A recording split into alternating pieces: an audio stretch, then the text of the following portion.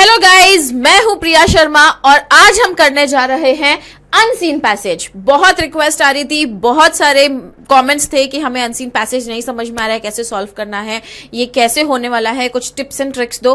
तो आज हमने कुछ नया लाया है, हम लोग ने डिकोड किया है कैसे इसके क्वेश्चन सॉल्व होंगे, आपको कैसे इनके क्वेश्चंस को समझना है। फर्स्ट सबसे इंपॉर्टेंट चीज तो यही होती है कि कैसे किसी क्वेश्चन को समझा जाए, तो हम वही देखेंगे यहाँ पे क्वेश्चंस हमको कैसे समझना है and how to answer those questions. ठीक है होते मैडम, ठीक है। तो मैडम हमको यहाँ पर अनसीन पैसेज बताएंगे और एक्चुअली दो टाइप के पैसेज होते हैं मैडम। यस, दो टाइप के पैसेज होते हैं, आपको पता होगा। दो टाइप के पैसेजेस हैं। First passage is descriptive, second is data based और फैक्चुअल पैसेज, जो भी आप बोलो। तो डिस्क्रिप्टिव में क्या है, वो एक ऐसे जैसा है। That whole passage is just like an essay, किसी टॉपिक पे ऊपर होगा, कोई पर्टिकुलर टाइटल हो सकता है उसका, कोई पर्टिकुलर टॉपिक होगा।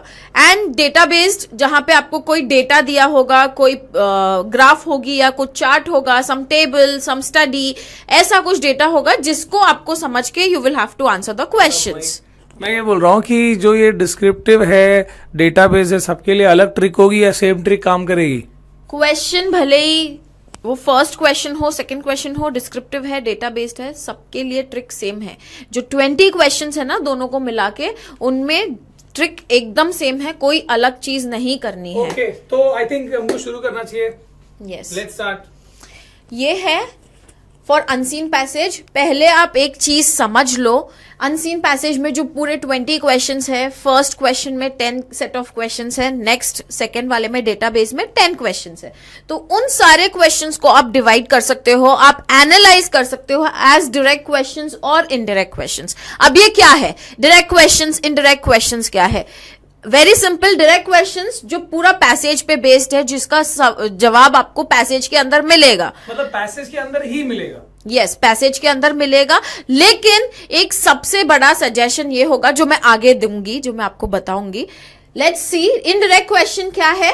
पैसेज प्लस वैल्यू बेस्ड, मतलब इनडायरेक्ट क्वेश्चन जिसका आंसर आपको पैसेज में नहीं मिलेगा, आपको वहां पे पैसेज 20% यूज करना है, बट वैल्यू बेस्ड आपका खुद का ओपिनियन क्या है, आप खुद क्या उस क्वेश्चन को लेके सोचते हो, वो आपको अपना ज्यादा स्टेट करना होगा in your own words. But you will have to go back and verify कि आप जो बात बोल रहे हो वो वाकई में मैच खा रहा है कि नहीं from the passage. Okay, now there will be some steps. आपको कुछ चीजें दिमाग में ध्यान रखनी है। स्टेप्स मतलब कुछ चीजें दिमाग में याद रखनी है। एक डाउट है मैडम, ये ना बहुत बड़ा कंफ्यूजन है बच्चों को भी कि पहले ही पैसेज पढ़ लेना है अच्छे से या पहले ही सिर्फ क्वेश्चन पढ़ना है, क्योंकि अलग अलग राय है इसके अंदर।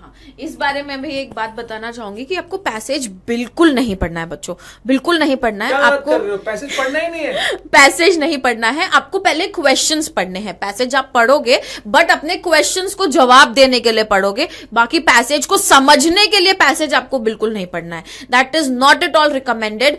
एग्जाम टाइम से 15 मिनट्स प्रायर जो आपको अपना क्वेश्चन पेपर मिलेगा, उस समय में आपको अपने क्वेश्चन पेपर को एक बार अच्छे से रिव्यू कर लेना है, पूरे क्वेश्चन पेपर को समझ लेना है, सिर्फ एक सेक्शन को नहीं, पूरे क्वेश्चन पेपर को समझना है, सारे क्वेश्चन पेपर में कैसे क्वेश्चंस है।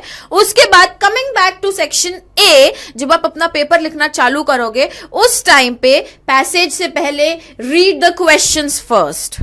पैसेज पहले नहीं पढ़ना है, पहले आप क्वेश्चंस पढ़ोगे, because while reading you can understand, you can determine कि वो क्वेश्चन एक डायरेक्ट क्वेश्चन है या एक इनडायरेक्ट क्वेश्चन है, उस क्वेश्चन का जवाब आपको खुद आ रहा है या आपको उसको पैसेज में से ढूंढना है। वन मोर थिंग, अगर आपको कोई भी सवाल है, अगर आपको वो खुद आ रहा है, go back in the passage. एक कोई पैराग्राफ का रेफरेंस हो सकता है, नहीं है तो पैसेज में जाओ और अपने आंसर को एक बार वेरीफाई करो। Okay, next thing will be to identify whether it is a direct और इनडायरेक्ट स्पीच। जो मैंने क्वेश्चन, डायरेक्ट और इनडायरेक्ट क्वेश्चन जो अभी कहा कि वो डायरेक्ट है, आपको उसको पैसेज में ढूंढना है। डायरेक्ट मतलब डायरेक्टली जो पैसेज में से मिलेगा, इनडायरेक्ट मतलब जहां पैसेज पहले नहीं है, जहां आपका खुद का आंसर पहले है। Any doubts? यस। तो बेसिकली मतलब कोई भी पैसेज हो, उसमें जितने हर एक पैसेज में 10-10 क्वेश्चन है, तो ये 10 क्वेश्चन के अंदर ऐसे होंगे कि 4-5 क्वेश्चन डायरेक्ट होंगे और 4-5 क्वेश्चन इनडायरेक्ट होंगे, ऐसा कुछ है? नंबर ऑफ क्वेश्चंस हम ऐसे नहीं बोल सकते हैं, बट यस काफी अच्छे पढ़ के पता लग जाएगा। हाँ, क्वेश्चन पढ़ के पता लगेगा। अब नंबर ऑफ क्वेश्चंस हम ऐसे नहीं बोल सकते कि हाँ 4 क्वेश्चंस आपको डायरेक्ट आने वाले हैं या 5 क्वेश्चंस, नहीं। आपको वो डिपेंड करता है कैसा टॉपिक है। अगर एनवायरमेंट पे बेस्ड टॉपिक है तो आप काफी हद तक खुद भी उसको आंसर कर सकते हो, but yes you have to go back and verify your answer from the passage.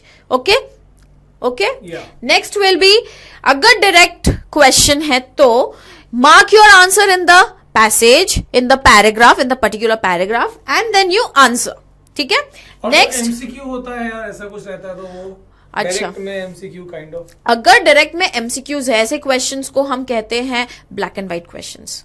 अगर आपने वहां पे करेक्ट ऑप्शन को सिलेक्ट किया, कंप्लीट 1 मार्क। अगर आपने इनकरेक्ट ऑप्शन को सिलेक्ट किया, कंप्लीट 0 मार्क। वहां पे कोई बीच का रास्ता नहीं है, कोई हाफ मार्क का स्कोप नहीं है। ऐसे में आपको थोड़ा एक्स्ट्रा केयरफुल रहना पड़ता है। इसीलिए मैं रिपीटेडली आपसे कह रही हूं, आप कोई भी आंसर करो, आप भले ही वो एमसीक्यू करो या भले ही वो आप एक स्टेटमेंट दे रहे हो, गो back and verify your answer from the passage. This is highly highly recommended कि आप अपने पहले तो आपको आंसर करना है क्वेश्चंस को अपने हिसाब से, लेकिन जरूर एवरी क्वेश्चन, डायरेक्ट और इनडायरेक्ट क्वेश्चन, हर क्वेश्चन को आपको एक बार पैसेज में से वेरीफाई करना है। ओके ओके, देन इनडायरेक्ट में कुछ आएगा इजी लेवल का क्वेश्चन, बहुत बेसिक लेवल का क्वेश्चन अबाउट एनवायरमेंट और अबाउट पॉल्यूशन और about sanitary condition, something like that. ठीक है, जिसको आप अपने बेसिक लॉजिक से भी आंसर कर सकते हो, बट अगेन आप अपना बेसिक लॉजिक लगा के आंसर कर रहे हो, you have to confirm your answer from the passage. अगर वो एक डिफिकल्ट लेवल का है तो आपको सेल्फ एनालाइज करना होगा और आंसर करना होगा। यहां पे आएगा आपका खुद के वर्ड्स में कंप्लीट आंसर। अभी इस बार जो पैसेज आया है, पैसेज के जैसे हमने टाइप्स देखे हैं, उसमें यही है कि आपको ज्यादातर क्वेश्चंस अपने ही वर्ड्स में सॉल्व करने हैं। मतलब ये वाला जो मेरे ख्याल से ये लग रहा है कि अगर डिफिकल्ट, इनडायरेक्ट में अगर डिफिकल्ट लग रहा है तो असल में उसमें मार्क्स मिलने के चांसेस ज्यादा है। हाँ, क्योंकि मॉरल वैल्यू पे बेस्ड होगा। यस, मॉरल वैल्यू पे बेस्ड है, आपकी खुद की अंडरस्टैंडिंग के हिसाब से वैल्यू बेस्ड है। आप अपनी ओपिनियन और व्यू, आपका जो एक्सपीरियंस है आज तक, आपका जो नॉलेज रहा है अभी तक का, उसके हिसाब से आप आंसर कर रहे हो, तो उसमें स्कोप ज्यादा है। Try to be appropriate, try to be more closer to the question. सबसे इंपॉर्टेंट यही है। कई बार क्या होता है, क्वेश्चन कुछ और पूछा है, आंसर कुछ और चला जाता है, तो वो तभी नहीं होगा जब आप पैसेज को रिफर करेंगे। मुझे ऐसे लग रहा है कि बच्चों को अब ये डाउट होगा कि कैसे क्वेश्चंस डायरेक्ट होंगे और कैसे, क्या हमारे पास कोई एग्जांपल है? हाँ, हमने कुछ एग्जांपल्स क्या बात है, क्या डायरेक्ट क्वेश्चंस के और इनडायरेक्ट क्वेश्चंस के। और साथ ही साथ आज 4:30 को हमारा सेशन भी है, उसमें कुछ कंप्लीट हम पैसेजेस सॉल्व करने वाले हैं, तो जरूर उसको भी अटेंड करना। ओके, ये है कुछ एग्जांपल्स फॉर डायरेक्ट क्वेश्चंस। आप देख सकते हो, first question, complete the following analogy correctly with a word phrase from paragraph 3। Now you can see, हमने यहाँ पे पैराग्राफ्स नहीं डाले, ये है to show you the type of questions. ठीक है, यहाँ पे रेफरेंस दिया है पैराग्राफ 3 का, उसमें से आपको इस एनालॉजी को कंप्लीट करने के लिए you will get a word. समझ में आ रहा है, तो पैसेज जरूरत नहीं पड़ेगी मुझे। तो किचन, कुकिंग और फैक्ट्री, किचन में अगर कुकिंग होता है तो फैक्ट्री में मैन्युफैक्चरिंग। एनालॉजी में ऐसे ही क्वेश्चंस आएंगे, आपको एक सेट ऑफ वर्ड्स है, नेक्स्ट सेट ऑफ वर्ड्स आपको कंप्लीट करना है। फर्स्ट सेट ऑफ वर्ड क्या है, सिनोनिम है, एंटोनिम है। अब जैसे यहाँ पे है, किचन एक प्लेस है जहां कुकिंग होती है। Okay, so factory is a place जहां पे क्या होता है। अगर you think according to yourself, what will you answer? Manufacturing और प्रोडक्शन, समथिंग लाइक दैट। आप अपने अपना आंसर डिटरमाइन किया है, कुछ सोचा है। Now you will go back to the paragraph which is given here, paragraph 3, और वहां से यू विल, ये डायरेक्ट क्वेश्चन है क्योंकि पैराग्राफ के वर्ड को ही लिखना है। यस, आपको पैराग्राफ में से यहाँ पे एक वर्ड ढूंढना है which will complete this analogy. Okay, next question, another type of question is study the following statements। यहाँ पे कुछ statements है, 3 statements है। Now the options are whether statement 1 is correct and 2 is false, second option is 2 is correct and 3 is false। ऐसे आपके कुछ statements हैं और उसके ऊपर options है कि ये statement false है या true है। Why this is direct question? Because ये आपको जरूर और जरूर पैसेज के हिसाब से ही आंसर करना है। ओके ओके ये जो लाइंस है ना ये सारी आपको पैसेज में मिलेंगी. ऐसे आप क्वेश्चंस को डिटरमाइन करेंगे. Now this is also an MCQ but ये एमसीक्यू इज डायरेक्ट. ओके आपको इसका आंसर मिलेगा फ्रॉम पैसेज इटसेल्फ. ये तो पक्का डायरेक्ट लग रहा है ना.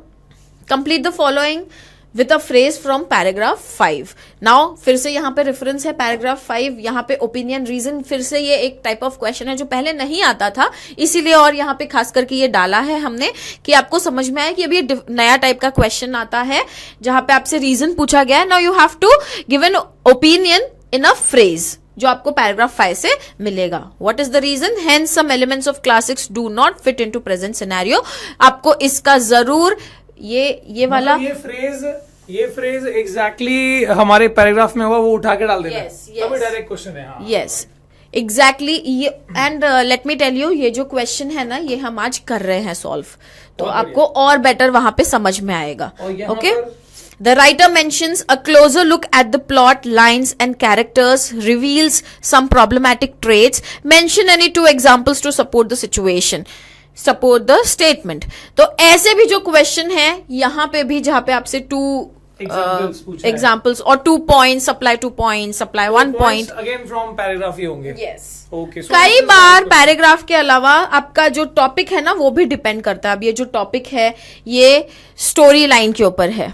ठीक है ये लिटरेचर के ऊपर टॉपिक है तो ये आपका जरूर आपको पैसेज में मिल जाएगा. ओके इसीलिए ये डायरेक्ट क्वेश्चन है. इनडायरेक्ट का भी एग्जांपल यस इनडायरेक्ट का है. तब तो क्लियर हो जाएगा यार. क्या बात है. Now look at the indirect questions. आपको यहाँ पे समझ में आएगा. Identify the tone of the given phrase. अभी यहाँ पे आपको जरूर ये पैसेज में तो बिल्कुल नहीं है कि ये जो सेंटेंस कही गई है इसका टोन क्या है. Therefore it is necessary to control excessive weight gain. ये line is there in the passage लेकिन अभी आपसे पूछा गया कि राइटर का टोन क्या है while saying this. What does it express about him. तो अगर आप ये लाइन पढ़ोगे तो आपको क्या समझ में आएगा. कंसर्न्ड. ठीक है थॉटफुल है समथिंग लाइक दैट. तो you have to give your own word. Value based है आपका. इसके लिए काफी सारे वर्ड्स हो सकते हैं. Variety of words can answer this question and you will get mark for that. आपने कहा कि जो डायरेक्ट क्वेश्चन है वो ब्लैक एंड व्हाइट क्वेश्चन होते हैं उसमें या तो मार्क्स मिलेगा या तो नहीं मिलेगा. तो मुझे तो लग रहा है कि इनडायरेक्ट क्वेश्चन ज्यादा अच्छे हैं जो ग्रे वाले क्वेश्चन है ना. These are grey questions. यहाँ पे आपको ज्यादा स्कोप है टू स्कोर मार्क्स. मतलब थोड़ा कम ज्यादा भी लिखा तो मार्क्स तो मिल ही जाएंगे. कुछ ना कुछ तो मार्क्स मिल जाएंगे इन सच क्वेश्चंस. ऐसे क्वेश्चंस में next is evaluate the inappropriate reason for conserving the ecosystem and protecting earth's environment. अभी आप ये क्वेश्चन पढ़ो और ऑप्शंस को पढ़ो. आप खुद इसको आंसर कर सकते हो. इसके लिए आपको रिफर करने की भी जरूरत नहीं पड़ेगी. आपसे इनअप्रोप्रिएट रीजन पूछा गया है to conserving the ecosystem and protecting earth's environment. Options है to reduce carbon footprint, to protect our future generation, to become a world super power, to conserve portable water. अगर आप सेंसिबली इसको answer करोगे तो आप ये आंसर लग रहा है मेरे तो. Yes to become a world super power. आपको एनवायरमेंट का कोई लेना देना नहीं है. यहाँ पे हम conserving ecosystem and protecting earth environment की बात कर रहे हैं. ओके ऐसे क्वेश्चंस आएंगे. Which of the following is the most suitable title for the passage. अभी फिर से ये कोई आपको पैसेज में इसका आंसर मिलने वाला नहीं है. अगेन ये एमसीक्यू फॉर्मेट में है. यहां पे अगर आप रॉन्ग हो गए तो आप टोटली रॉन्ग हो. इसको आंसर करने के लिए आपको एक आइडिया, इसलिए बार बार बोल रही हूं मैं, go on back to the passage. वापस पैसेज पे जाओ. आई थिंक इस एमसीक्यू में मुश्किलात नहीं होगी क्योंकि यहाँ पर अगर पैसेज को एकदम रैपिडली भी रीड किया है तो क्या टाइटल हो सकता है वो दे सकते हैं. और ये होता है ना कि आप जब इतने क्वेश्चन सॉल्व कर रहे हो आप you going back to the passage. आप पैसेज कहीं ना कहीं रीड कर रहे हो और यू गेट एन आइडिया कि ये पैसेज किस बारे में है. तो ऐसे क्वेश्चंस को आंसर करना इजी हो जाता है. मेरे ख्याल से ये क्वेश्चन को लास्ट में आंसर करना चाहिए. और यूजुअली ये लास्ट में ही आता है. Title of the passage last में ही आता है. तो ऐसे क्वेश्चंस को आप लास्ट में या ऐसे क्वेश्चंस को आप इजीली आंसर कर सकते हो जहां पे क्रक्स इन फॉर्म पूछा गया है कि आप इस पूरे पैसेज को क्या नाम दोगे. ठीक है. According to the writer in paragraph 4, he says the ugly duckling in which an abused duckling is only accepted by society after he has grown into a swan. Select the wise that this story promotes according to the passage. अभी आपको एक गलत धारणा यहां से select करनी है जो इस फ्रेज से आ रही है सामने. वो क्या है, यहाँ पे किसी की बॉडी के ऊपर बात हो रही है ना. Abuse duckling is accepted by society after he has grown into a ugly duckling बोला यस, अगली डकलिंग इज द टाइटल.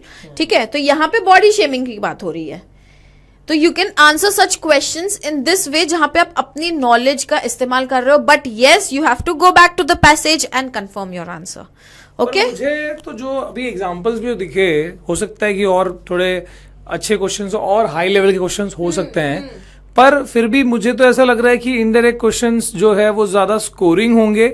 ठीक है, और ज्यादा इजी होंगे अगर हमने इस लॉजिक को समझ लिया कि डायरेक्ट और इनडायरेक्ट क्वेश्चन का कॉन्सेप्ट क्या है ना. तो I think this is something जो बहुत ही अमेजिंग हो सकता है. धन्यवाद मैडम. और बाकी आप कुछ और बच्चों को कहना चाहो तो? ज्यादा टेंशन लेने की जरूरत नहीं है. आप लोगों ने बहुत अच्छी प्रैक्टिस की हुई है. हमने अभी तक ग्रामर के भी सेशंस किए. आप लोगों ने बहुत अच्छा आंसर किया है. बिल्कुल टेंशन मत लो. घबराहट से आप आधे फेल हो पहले ही. तो आप घबराओ मत. आप जितना घबराओगे आप उतना ज्यादा कमजोर पड़ते जाओगे. बिल्कुल सही बोला है मैडम ने. अपनी तैयारी पूरी रखो. आपको सब कुछ मिल रहा है, मैटर मटेरियल, उसके बाद भी अगर आप घबरा रहे हो तो दैट इज नॉट फेयर. आप अपने साथ गलत कर रहे हो. ये मत करो. अपनी तैयारी पूरी रखो. हम लोग सारी हेल्प कर रहे हैं. अपनी प्रिपरेशन करो और आप जरूर बहुत अच्छा करोगे. ठीक है, अपने आप पे भरोसा रखना है बस. धन्यवाद धन्यवाद गाइस. ठीक है, see you in the next video. और कोई और डिमांड हो तो नीचे कमेंट करके बताओ. को हम जरूर आ रहे हैं for unseen passage. Yes yes yes. चलिए, बाय बाय.